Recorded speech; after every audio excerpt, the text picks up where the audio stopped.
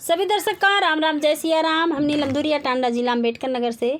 सभी दर्शक का राम राम प्रणाम। हम मंजू वर्मा, जिला अम्बेडकर नगर टांडा से। स्वागत बा मंजू नीलम का संघर्ष 142 के चैनल पे। तो आप लोगन के बीच जबरदस्त गारी गीत लेके आ है, तो आप लोगन सुने एक एकरे ऊपर बा ई गारी गीत, तो सुने बहुत जबरदस्त कमेंट में गारी बताइए गीत गीत बा, कैसन बा। सुनत जाइए जरूर।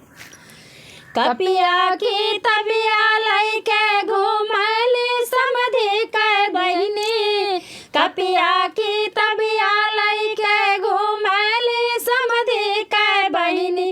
अब के हम इंग्लिश पढ़ाई, हाँ सीताराम से भजो। और के हम इंग्लिश पढ़ाई, हाँ सीताराम से भजो। अपने महलिया से निकाले कवन रामा, अपने महलिया से निकाले राजेश रामा। अब हम तुहरा इंग्लिश पढ़ाई, हाँ सीताराम से भजो। और हम तुहरा इंग्लिश पढ़ाई, हाँ सीताराम से भजो। काऊ तुले बारसिया इंग्लिश के पढ़ाई हो, काऊ तुले बारसिया इंग्लिश के पढ़ाई। अरे काऊ तुले वापस कराई, हाँ सीताराम से भजो। अरे काऊ तुले वापस कराई, हाँ सीताराम से भजो।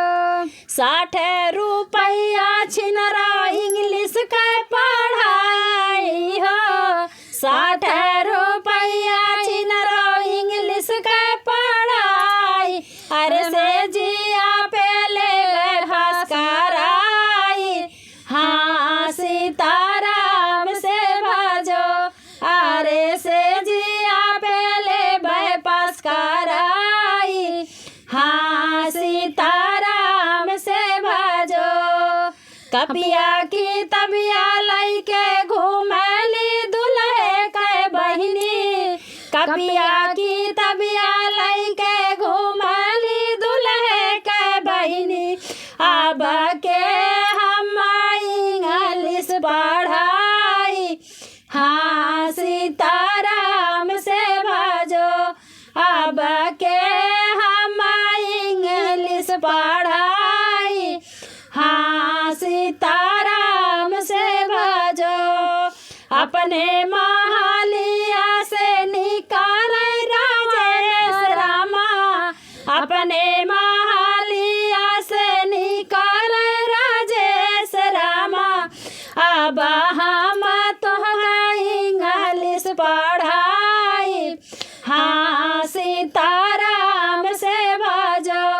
अरे हम तुहरा इंग्लिश पढ़ाई, हाँ सीताराम से भजो।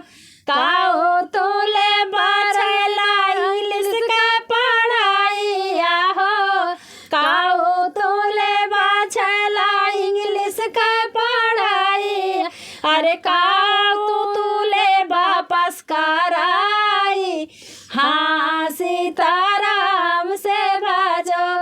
अरे काऊ तुले वापस कराई, हाँ सीताराम से भजो। 60 रुपया छिनरा इंग्लिश के पढ़ाई हो, 60 रुपया छिनरा इंग्लिश के पढ़ाई। अरे से जिया पहले वापस कराई, हाँ सीताराम से भजो। अरे से जिया पहले वापस कराई, हाँ सीताराम से भजो। कपिया की तबिया लइके घूम देवर के बहिनी, कपिया की तबिया लइके घूम भासुर के बहिनी। अरे